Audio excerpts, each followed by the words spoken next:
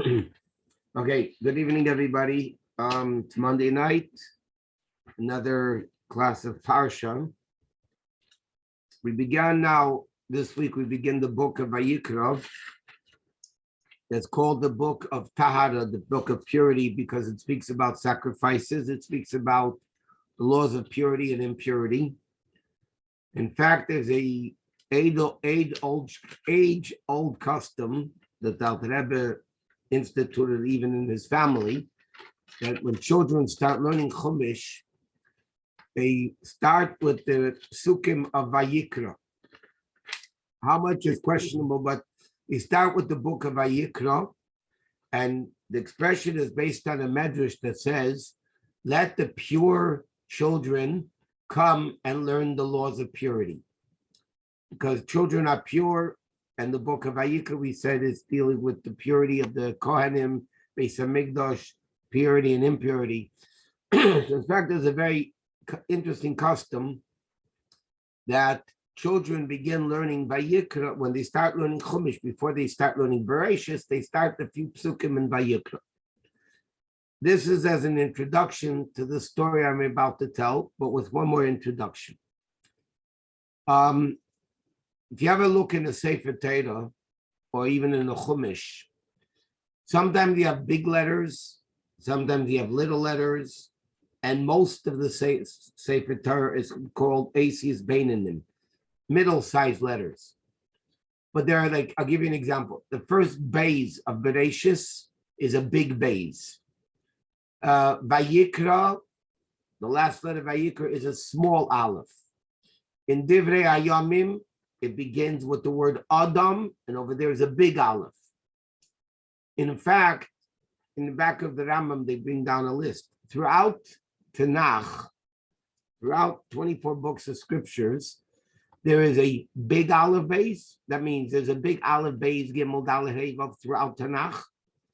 There is a little aleph base, Gimel Daled Hey, throughout Tanakh.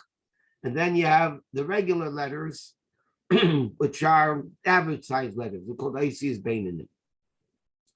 So the story is told when the Tzemach Tzedek, the Alter Rebbe's grandson, the third Lubavitcher Rebbe, was young as a kid.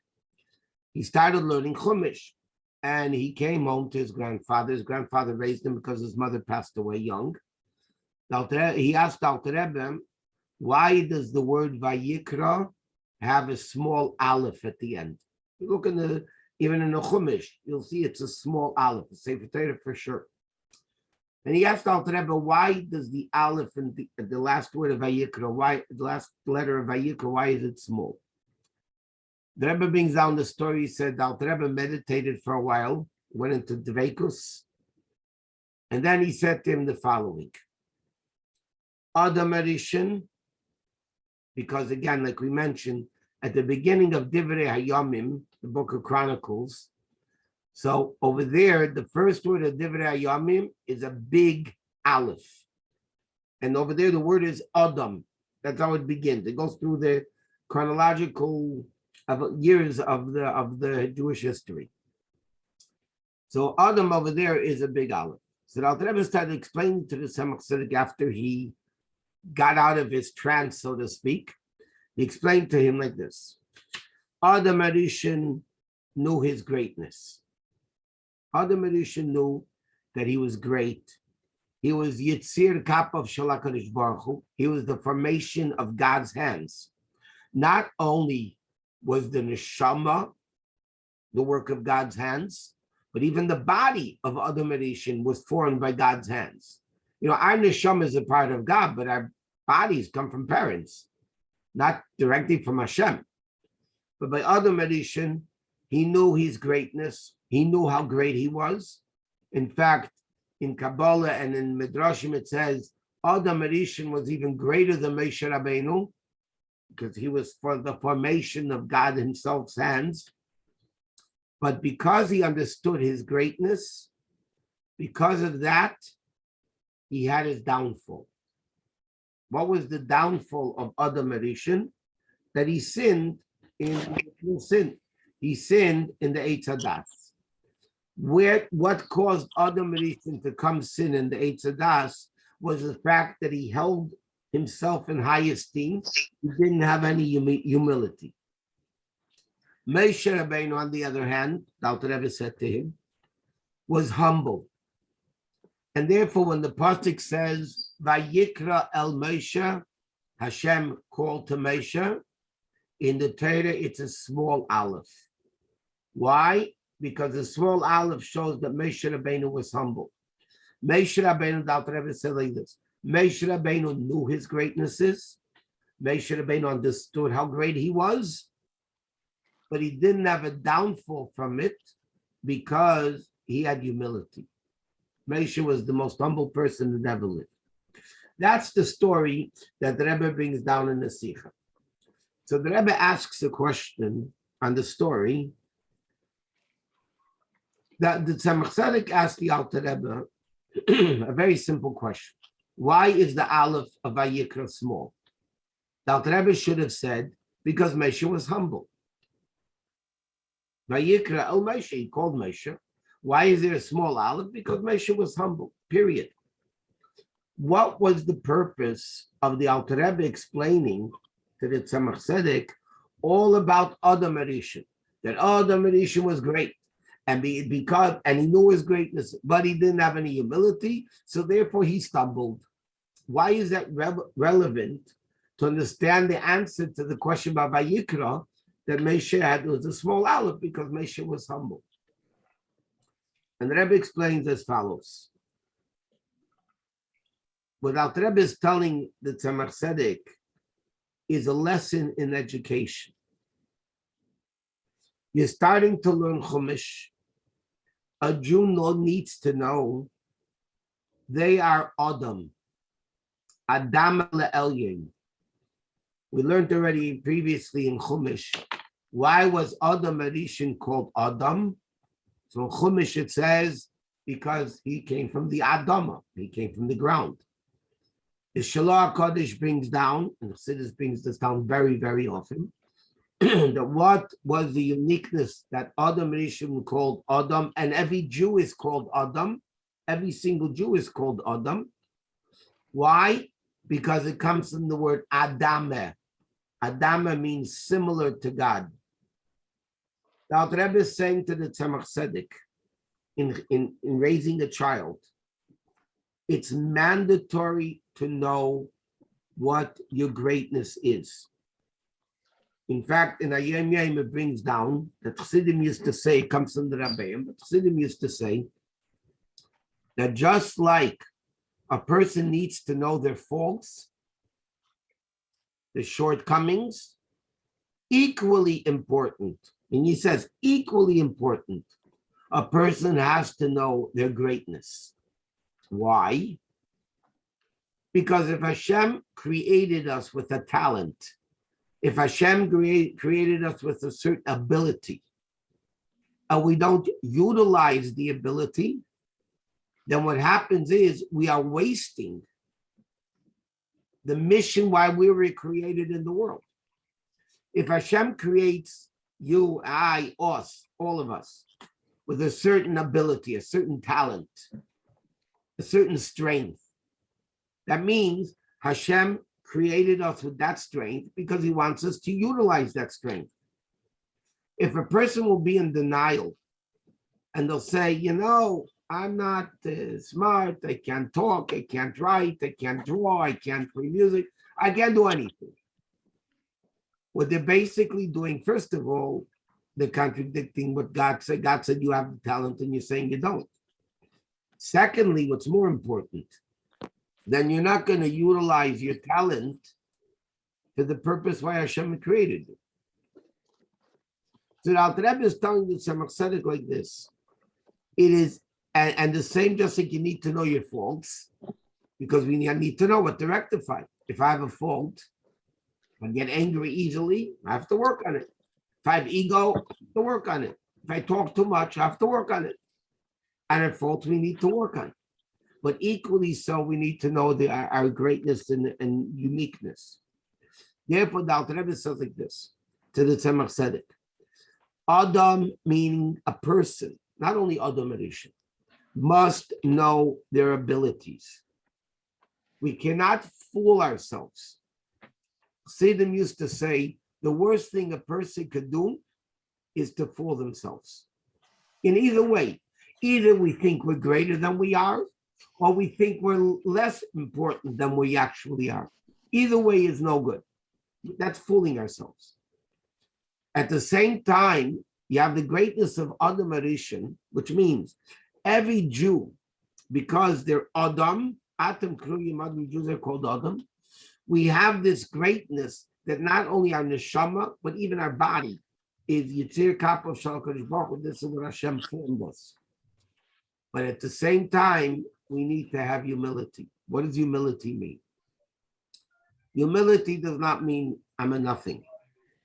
That's a fool. Humility means I realize, yes, I know my talents. I know what I could accomplish. I know what it's all about. But I realize these are God-given talents. It's not me. God gave me these talents. If somebody has a good brain, a good mind, they shouldn't say, oh, I'm great because I'm brilliant. I have a high IQ. No, the person has to say, this is a God-given gift that he gave me. God gave me a good head, a good ear for music, an artist, or whatever it is. It's a power that Hashem gave me. And therefore, if somebody else would be given the same talents I have, they would even be better. So the Alter Rebbe is answering the Tzemach Tzedek in Chinuch, in raising the child, and the Alter Rebbe is talking to this little boy, the Tzemach Tzedek, who grew up to be a Rebbe. He says to him, you need to know exactly who you are, and you need to know, though, you need to have humility. And then you become extremely successful like Moshe Rabbeinu. Another interesting thing in the same point, by Bilam, and Rashi points this difference out at the beginning of this Parsha, by Bilam, when Bilam, went to eventually bless the Jews, but Bilam said to Balak, let me go and ask God what he wants me to say. Over there it says, Vayikra Elokim el Bilam. Vayikra without the aleph at the end. And Rashi says, Vayikra, with an aleph at the end that Hashem called El Moshe, Vayikra El Moshe. Hashem is an expression of love. Hashem's calling. I love you, come closer. By Bilam, there was a level of Vayikar. God appeared. He didn't want to. He didn't want to deal with Bilam. He appeared to him. He had no choice, so to speak, because he wanted him to bless the Jews. What does this mean for us? A Jew needs to know that Hashem is calling to all of us. Vayikra al Moshe. Every Jew has a Moshe Rabbeinu within ourselves. Vayikra al Moshe means Hashem is calling to every single Jew. And what is he giving us the ability? As the pasuk says, Adam ki yakriv mikam karma. If a person wants to be closer to God, like we discussed last year, and we learned it many times, but the Alter Rebbe says, it should have said, Adam mikam ki yakriv, a person from your midst of will bring a korban. Instead, the Torah says, Adam ki yakriv mikam, which means if a person will become close, if a person decides to become close, what should you do? Mikem korban lashem. You have to bring from yourself a korban. And later on, we'll discuss, hopefully tonight, what that means in a practical sense, how you sacrifice yourself to God. But it has to be understood in a way that a person wants to become close to God. Hashem says to us, it's up to you. But where does the Jew get that ability to become closer to God? Where does the Jew get that ability from? This is what the pasuk says, Vayikra el Moshe. Hashem is calling to each one of us. It's coming a revelation from above. Vayikra el Moshe, before Adam ki yakriv, before a person is able to become close to Hashem, where does that strength come from? For a finite human being to connect to the infinite God, where does that come from? Where do we get that ability to be able to come closer to Hashem? So the pasuk says, Vayikra al Moshe. Hashem is calling to each one of us in a way of love. What do you mean he's calling? God doesn't call. You don't hear voices. It's a revelation from above, like the baskel, the voice that comes out from Har Sinai every day and says, do tshuva or things like that, the various different voices. The Torah is teaching us every single Jew is loved by God. God is giving each one of us the ability to become close to him. And a person can't come along and say, and this the previous Rebbe adds in a Maimon Basilagani, over what the Alter Rebbe says. The Alter Rebbe says, Mikem Karban Hashem, you have to bring the sacrifice from yourself. The previous Rebbe adds, it doesn't only mean from yourself, it means Bachem Hadavar Toli. It's up to you. Meaning, a person should never come along and say, who am I to be able to become close to God? I'm a nothing. I'm a nobody. I'm a sinner. I'm no good. How can I become closer to God? The pasuk says, you want to become close. It's up to you and from you. You can do it. Where do we get that power from? Vayikra al Moshe. And that's Vayikra Loshen Chiba. Hashem has the love to every single Jew. And that's where we get the strength to be able to become closer to Hashem.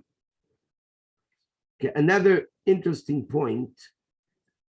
We know everything in Torah is a lesson for us. Everything in Torah is a lesson for us. We don't have a Beis Hamikdash. We don't have Karbanos. The whole book of Vayikra mostly talks about sacrifices, or a lot of it talks about sacrifices. We can't bring sacrifices today. So what do we have instead? And what is the personal, in our own Beis Hamikdash, in our own Mishkan, that each one of us is building for Hashem? What is this aspect of karbonis, of sacrifices? So the Gemara says, now that there's no Beis Hamikdash, tefillas b'makim karbonis tiknu. Chazal tell us, davening is instead of karbonis. That's why do we daven shachris and mincha? Because in the Beis Hamikdash, they brought the carbon tamid, the daily carbon in the morning and in the afternoon. Why do we daven ma'ariv out of it? Because the leftover fats and limbs that didn't have a chance to be burnt during the day, they would burn them at night. So all our tefillah, davening that we have today is really instead of karbonis. Now let's understand this concept of karbonis, especially the carbon tamid, the morning carbon and the afternoon carbon, which are really the reason why we daven shachris and mincha. So the Rebbe explains in the Sikha that the carbon tamid was a very cheap carbon.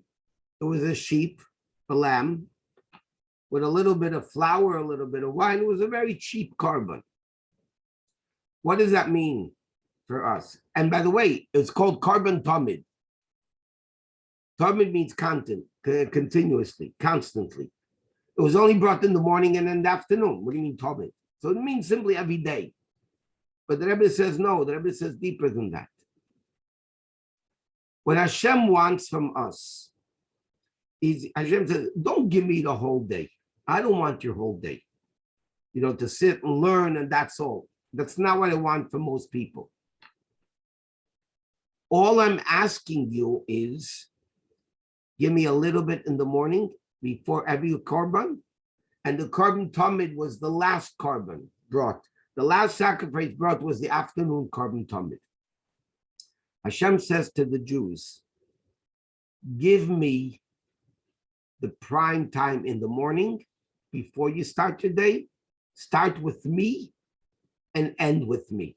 The rest of the day, you can do whatever you want. And Hashem, not whatever you want, what Torah allows us to do. But Hashem says, I'm not asking you even for an expensive thing. Do what you can do. as long as it's primary, as long as it starts the day with it and ends the day with it, that's the korban tamid. That's the everyday korban, which was brought every day in the Beis Hamikdash. What does it mean for us when we daven shachris and we daven mincha? All God is asking from is, give me a few minutes a day, in the morning, a few minutes a day in the afternoon, in the evening, but give me your best.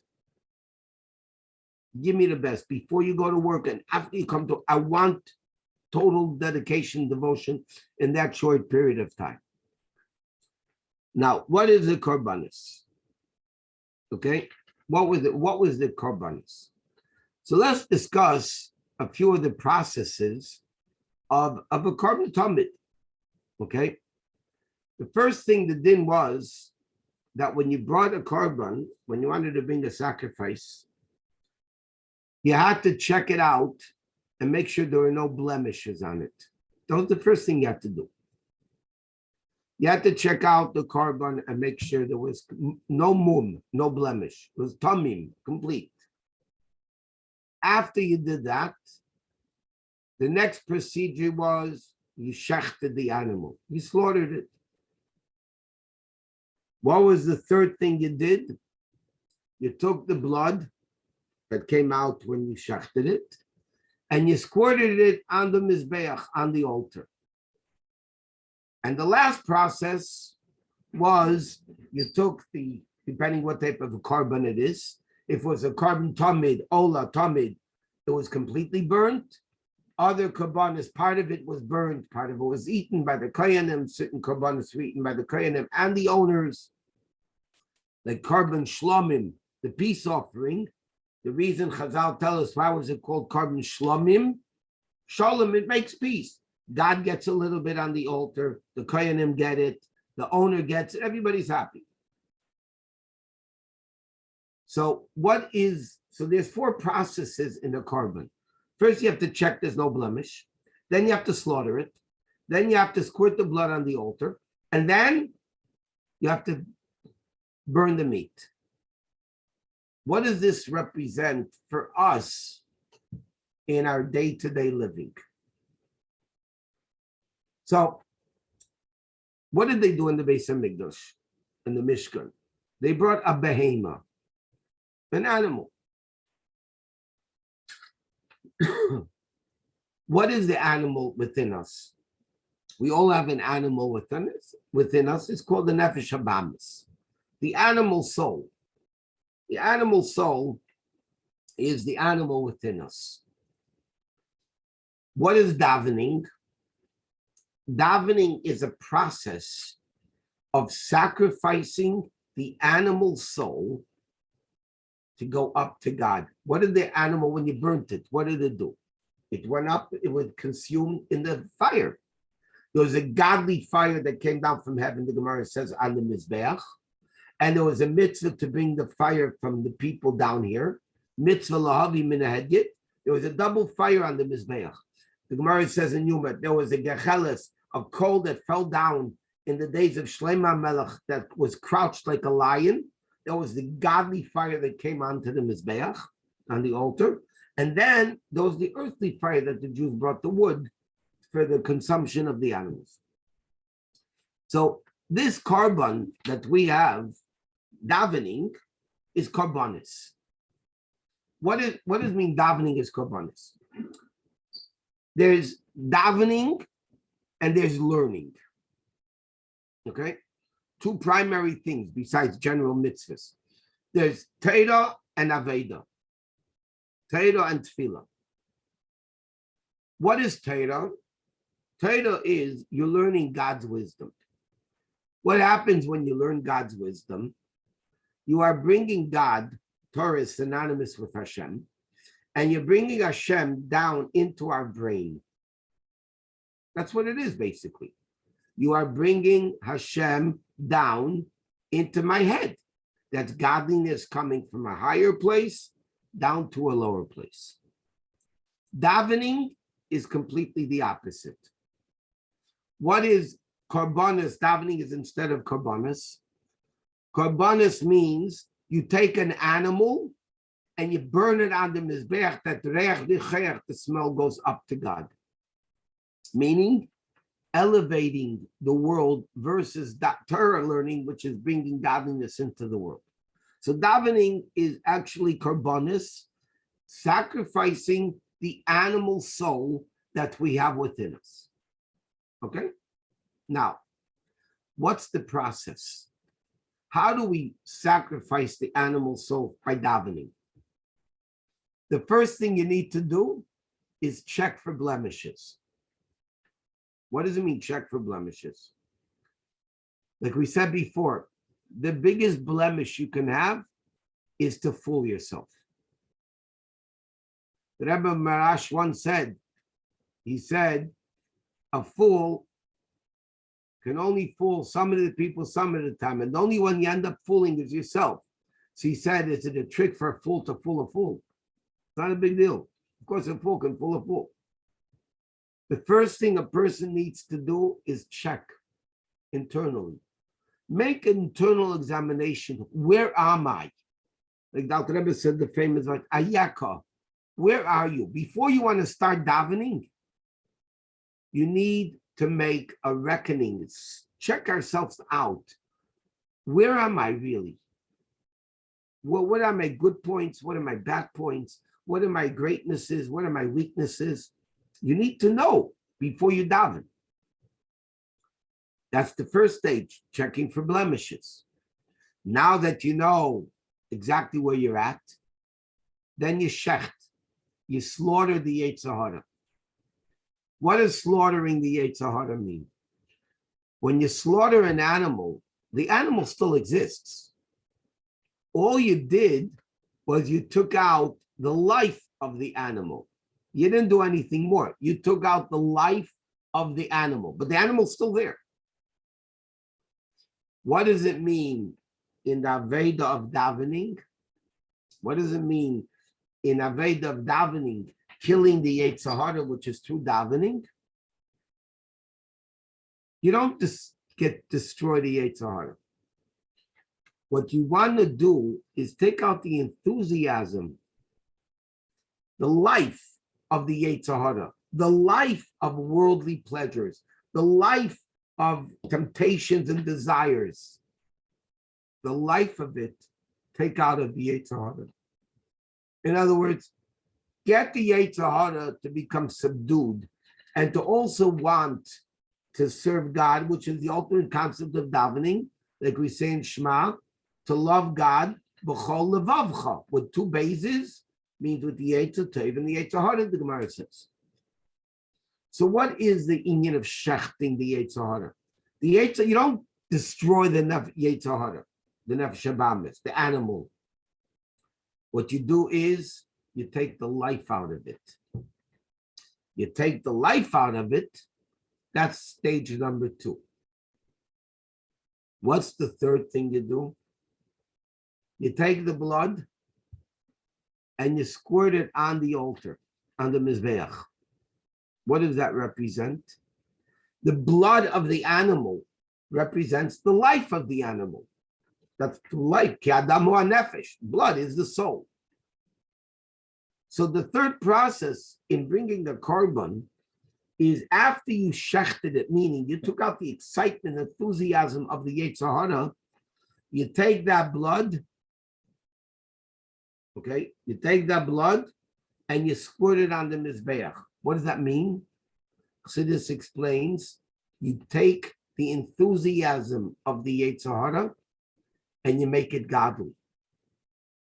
What does that mean? Let me explain it as follows. There's a pasuk, we discussed this in the past, it was a long time ago. There's a pasuk that Chassidus brings down a lot. It says, Rav Tvois b'koyach shor. You get a lot of grain. You want to plow and work in a field. Rav Tvois b'koyach shor. You want to get a lot of grain? You use an axe to plow. You don't use a person to plow. That's what the pasuk says. Rav Tvois, an abundance of grain, b'koyach shor, with the ability of an axe. The Alter Rebbe asks in Lokot Torah, I mean, come on. I need a pasuk to tell me. Ask any farmer who never saw chumash in his life. He'll tell you an ox is stronger than a person. So of course you want to plow the field, you can't use a person, you can use an ox.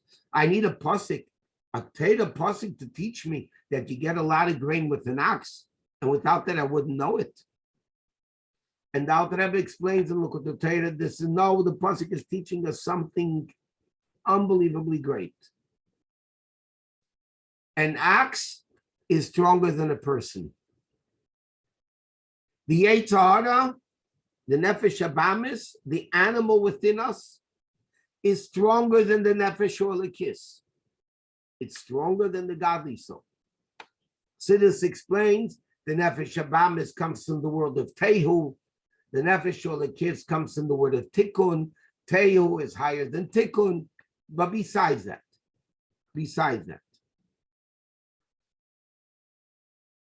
people, humans, are intellectual. Animals are emotional, instinct. Animals don't have the ability to rationalize. They do what they do because that's their nature, natural emotions.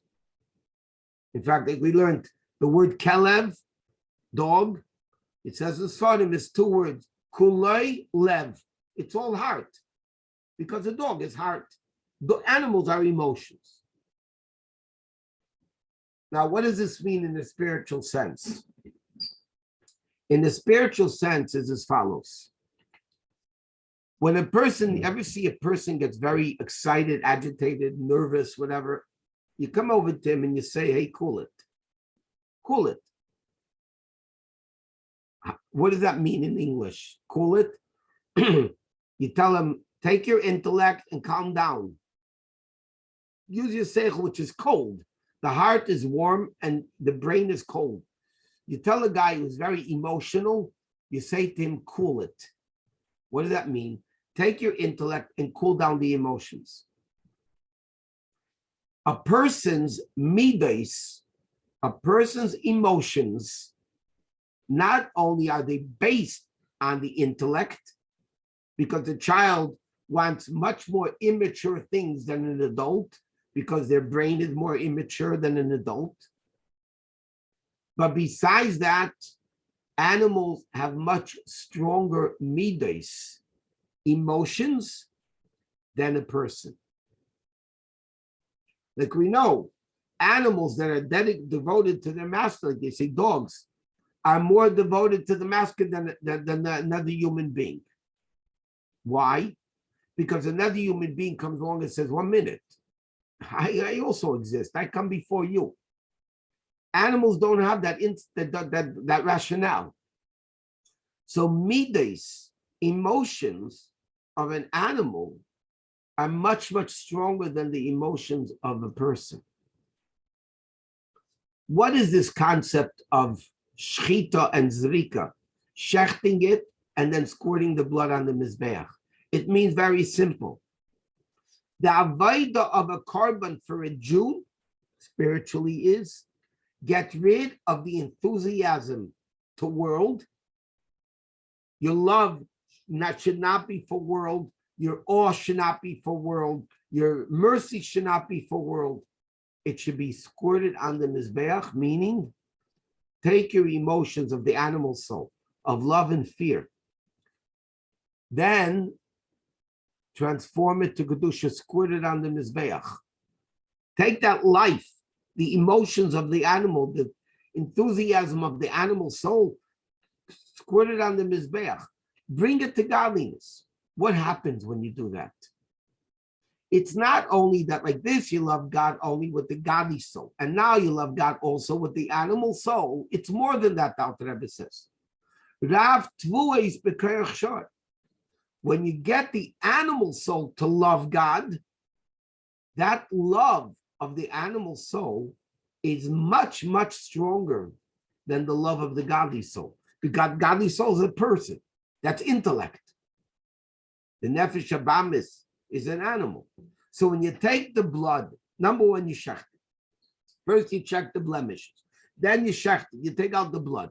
and then you squirt the blood on the Mizbeach, then you're ready for step 4. What is step 4?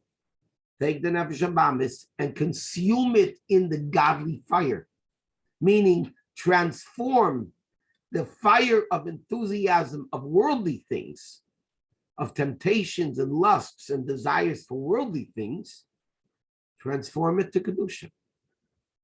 Make that the love of the animal soul should be for holy things.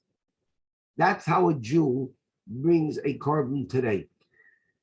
And by the way, that is what davening is really all about. Davening is all about the transformation of the animal soul to Kedusha, sacrificing the animal and bringing it as a korban la Hashem. Korban comes from the word korov. Make this animal close to Hashem. And that's the uniqueness of what korban is on a personal level. And that's the job of a korbanis in our personal daily life. That's what the Aved of the Jew is. There's another interesting thing. Excuse me. There's another interesting thing. By korbanis, the Torah says, Reach nichayach laHashem. It's a good smell to God. Chazal asked a question: if you ever smell an animal burning, the hide of an animal, it's the most awful smell possible. It stinks. And yet, when a Jew brings a korban, the Torah constantly, the beginning of the Parshat finishes, Reach nichayach laHashem. It's a good smell to God. Reach nichayach laHashem. Reach nichayach laHashem. So Rashi quotes from the Gemara in the Medrash. What does it mean? Nachas ruach reich nichayach, a good smell to Hashem. What's the good smell? So Rashi says, what's the good smell to God? Shamarti v'nasa retzeni. I told the Jews to do it, and they did it. That is the good smell for God. Obviously, God doesn't have a nose, and he doesn't smell. Okay? But just like when you smell something good, it makes you feel good. It revives the soul. Hashem set it up, kaviyachol, in a way that when a Jew brings a korban, Hashem is happy because I told him to do it, and they listened to me. Amarti, I told them to do it. V'nasir, it's saying they did my will. So the Alter Rebbe asks, and all over Chassidus the question is asked, 1 minute. Every mitzvah we do is the same thing. You put on tefillin, you did what Hashem told you to do. It doesn't say reich nichayach by tefillin. A woman lights Shabbos candles, she did a rabbinic mitzvah. It doesn't say reich nichayach Hashem. But if the concept of reich nichayach, the good smell, is because the person did what Hashem wanted them to do, that applies to all other 613 mitzvahs. Why is it only mentioned by korbanos?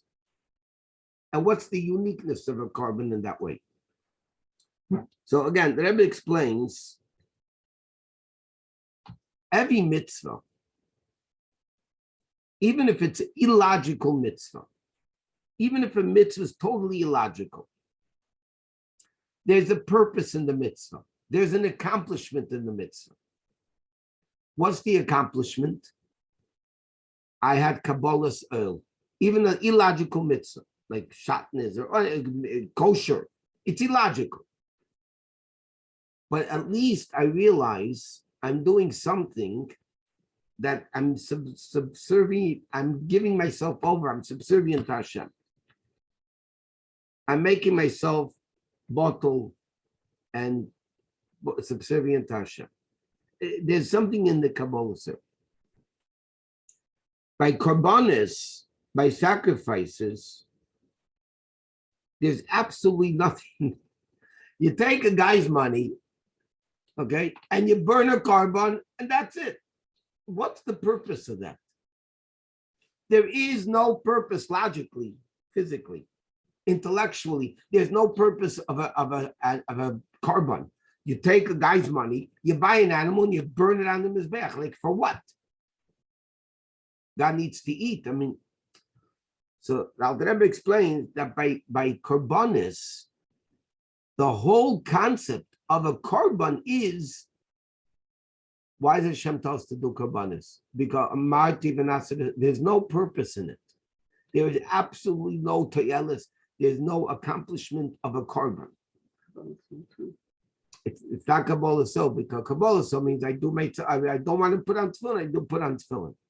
Here you're telling a guy, take money, buy an animal, and burn it, and get rid of the animal. What purpose? There's no te'elis in it. There's one te'elis and one purpose and one accomplishment only. Hashem said to do it, and you did it. There is no logic at all in the whole realm of korbanos.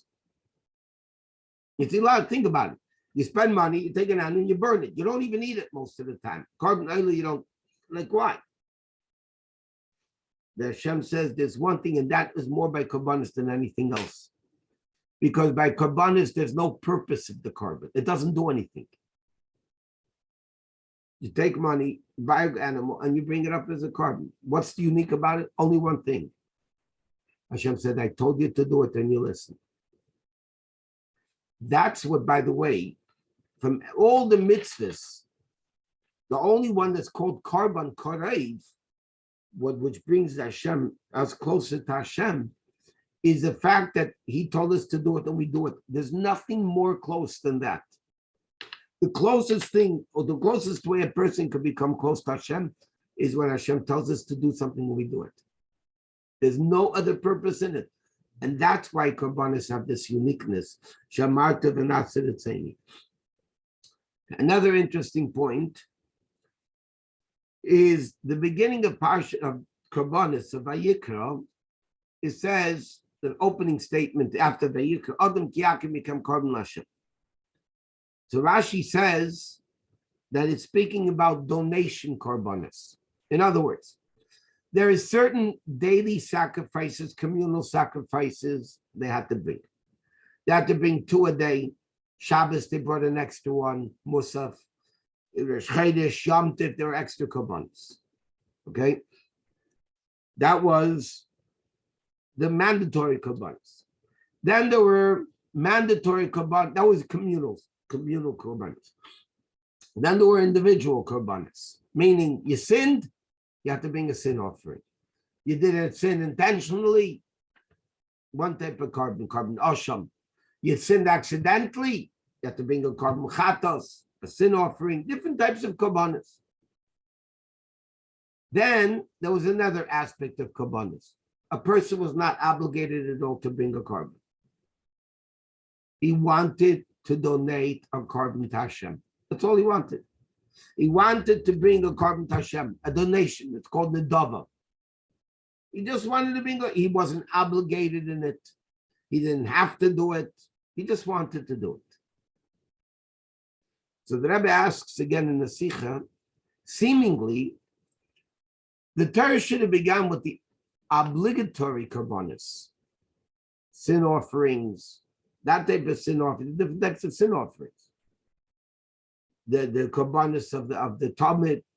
Why is the Torah opening up the whole concept of korbanos with donated korbanos? What's unique about that when the Torah should have began with the mandatory korbanos, the obligatory korbanos? So the explanation is like this. Why does a person donate a korban? He doesn't have to. Nobody's forcing to. It's coming from his deeper inside. Nobody knows about it. Nobody knows he's bringing, only the Kohen knows that the guy brought a korban. The guy brings a korban because he feels his essence is connected to Hashem. That's why he's bringing a korban. The Torah is teaching us all korbanos are offshoots of the gift korban. Why? The gift korban was brought because he's bringing it from the essence of the person. The Adam Le'elyon is similar to God. And therefore Hashem says like this, that spreads itself out to all the other mandatory korbanos, which means even if a person brings a sin offering, By the way, a woman had baby, she had to bring a carbon. Somebody converted, they had to bring a carbon. They had a miracle happen to them, they had to bring a carbon. There's so many different korbanos, but they were not donated korbanos, they were mandatory korbanos. The Rebbe explains the donated korban comes from the essence of the person. Nobody's telling him to do it. He wants to do it. He or she wants to do it. Why does a person bring a sin offering? Because the sin offering, the Torah is teaching us, is also coming from your internal level, from your real level. Why? The Rambam says, and we learned this Rambam, we discussed this Rambam many times, by korbanos and by other things, there's a din in the Torah, the Tzaynai Lifnei Hashem. By korbanos, it says you have to bring it willingly. God forbid if a husband is writing a get to his wife, he has to have it done willingly. You can't force him to write a get. Okay, the husband has to willingly want to give the get. So the Gemara says, what happens if a guy doesn't want to bring it? He's obligated to bring a sacrifice, and he doesn't want to do it. He doesn't want to bring it. So in the time of the court, the Bezdin, the din was, you force him until he says, I want to. In simple English, you beat him up until he says, okay, I agree, I want to do it. So the Rambam in Hilchos Gerushin asks a very simple question. Since when does he want? He doesn't want. You beat him up. Does that mean that he really wants? He doesn't want. So why are you saying that's called a tzaynai? It's called willingly. So the Rambam says a profound statement that the Rebbe mentioned countless times. The Rambam says every Jew wants to do what's right. Yitzrei hara onsai, meaning the Rambam says, the external force of the Yetzer Hara is forcing him to sin. A Jew does not want to sin. Just like the expression, an animal, if it's normal, cannot jump into a fire. A crazy animal can, but a normal animal cannot jump into a fire. A Jew by nature cannot sin.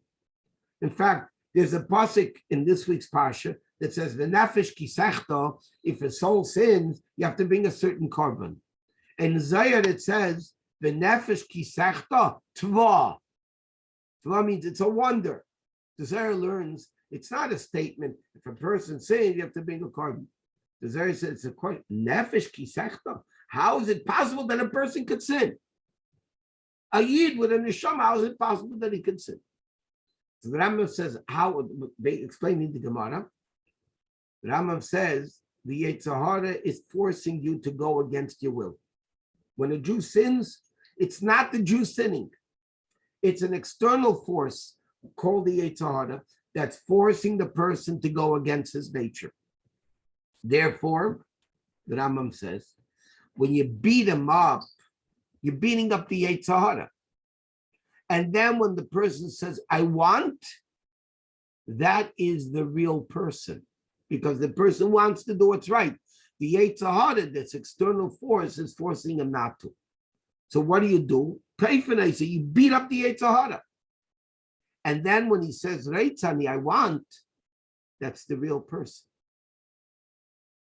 So the Rebbe explains all the korbanos, even the sin offerings, whether it's chatas, asham tolu, or the various different sins. That's all part of the essence of the Jew wanting to be good. And part of wanting to be good is to bring a korban. So therefore, the Torah is opening up the whole law, all the laws of korbanos, with the concept of a gift offering, which is obvious is coming from the person himself, not from anything external. Nobody's forcing him to bring it, like all the other sacrifices. The God says you have to bring it. So the whole concept of a korban, the Rebbe explains why the Torah begins with that is, the Torah is teaching us that the Jew, even when they sin, is bringing it from their essence, because their essence doesn't sin. The essence wants to be connected. And because they sinned, they need to bring that carbon. But it's really come from the essence, just like a gift offering. Okay, one last point, which is another important point. We mentioned that there are certain sacrifices for accidental sins, which means a person ate not all treifa things, but treifa fats of an animal. There's kosher fats called shuman. There's treifa fats called chalev. A person didn't know it was chalev. He didn't know it was treifa, and he ate it. He has to bring a sin offering. Chatos, accidental sin. A guy desecrated Shabbos. He didn't know it was forbidden. Accidental. He didn't know it was forbidden. And he did it, so he has to bring a sin offering, the carbon chatas, for accidental. There's a famous question everybody asks. Why does an accidental sin need forgiveness? I understand I do an intentional sin. I go against Hashem. I know what I'm doing. I know what I'm doing, and I intentionally do it. Okay, I have to bring a carbon. A guy Nebuch didn't know he was doing wrong. He did something wrong. He has to bring a carbon. The question is even stronger. We learned by Adi Miklat, somebody kills somebody accidentally, they have to run to city of refuge. Accidental sin. He killed the guy accidentally. Why does he have to run to the city of refuge and stay there? So Chassidus explains, a person that's proper, God doesn't allow an accidental sin to come through them. There's a pasuk that says, "Lo yu'una l'tzadik kol oven." God doesn't allow a sin to come to a tzaddik. So the Rishonim write that's really by only food issues. God doesn't let a tzaddik eat something not kosher by mistake even.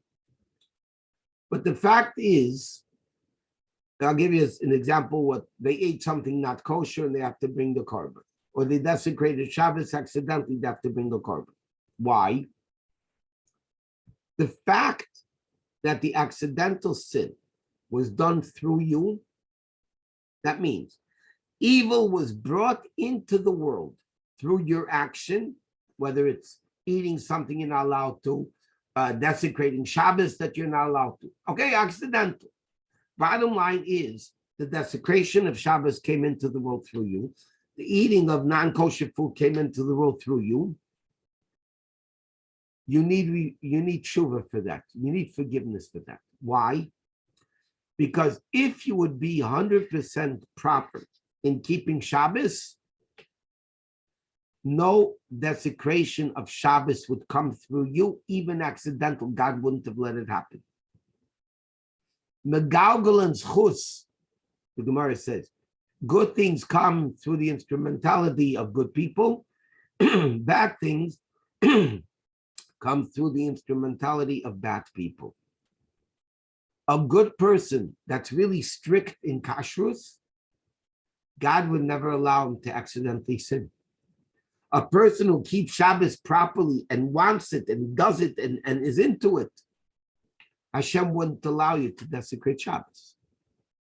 Therefore, the fact that the person desecrated Shabbos, even though it was accidental, that shows that the person needs a forgiveness, and that's why he needs to bring a sin offering. Because he still has a connection to that aspect of evil.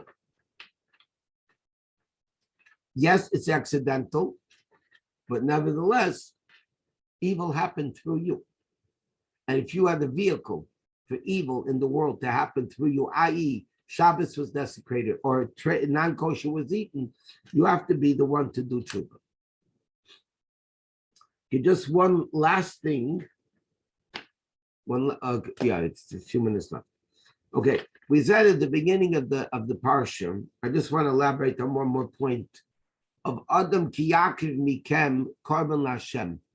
The pasuk begins, Adam ki yakiv if a person from your midst will bring Yakriv is singular. In Hebrew, Yakriv is a person singular will bring. Then it says, Mina behema, mina baka, mina tzayin, from the animal, from the sheep, from the cattle, takrivu as korbanchem, plural. You should bring your korban, plural. It starts off singular, Adam ki yakriv. Doesn't say Adam ki yakrivu, Adam ki yakriv, singular, and then it ends up takriv as korbanchem, plural. So Rashi quotes from the Gemara, the Medrash learns out that you can even bring a korban with partnership. You don't have to bring an individual, you can bring a partnership. But let's take it for a second. It's late to just quickly go through this point very interestingly. The Torah says like this, Adam ki yakriv. You want to become close to God, like we said before. Mikem korban Hashem. You have to bring the korban to Hashem. From where do you bring the korban? Mina behema. From your animal. Yetzahara, like we said before. But then the Torah enumerates what type of Yetzahara you can have. There are two general Yetzaharas. Bakar, cattle, like an ox, a bull, or minat saying, a sheep. These refer to the different types of nefesh habahamis, the animal soul that a person has. Some people are very nice, quiet. They say live and let live. They don't bully anybody. They don't torture people. They're very nice. But what does a sheep do a whole day? He eats and sleeps and eats and sleeps and eats and sleeps. There's a nefesh habahamis. The guy is not the cruel type, outgoing, hurting people, bullying people. He's like a sheep. I don't bother you, you don't bother me. Let me eat and sleep and have a good time. The other type, the Torah says first, is minabaka. What's an ox? An ox gores. You can have a person with a Yetzirah that likes to hurt other people, whether financially, emotionally, abusive, whatever it is. The Torah says you have to bring kiyakiv, you have to bring the behema. What type of behema? The Torah says it could be this type of Yetzirah, like an ox. It could be like a sheep. Takrivas korbanchem, whatever type of Yetzirah, the multifaceted Yetzirah that you have, whatever it is, that's what you have to bring. Okay, Mitzvah Shem Wednesday night, there is a class of Aloch and Tanya. I want to remind everybody this Saturday night to change the clock 1 hour ahead. And this Wednesday there is a class. Monday there will be a class. A week from Wednesday is Purim, so obviously there won't be any class. And then after Purim, Wednesday night, we'll start the Pesach classes, 3 weeks of discussing the laws of Pesach. Anyway, everybody have a very good rest of the week. Mitzvah Shem, we'll see you Wednesday night, 8 o'clock sharp. And everybody have a successful week. Thank you so much, Rabbi. Thank you. Thank you. Good night. Good Thank you, night. Rabbi. Thank you. Very interesting.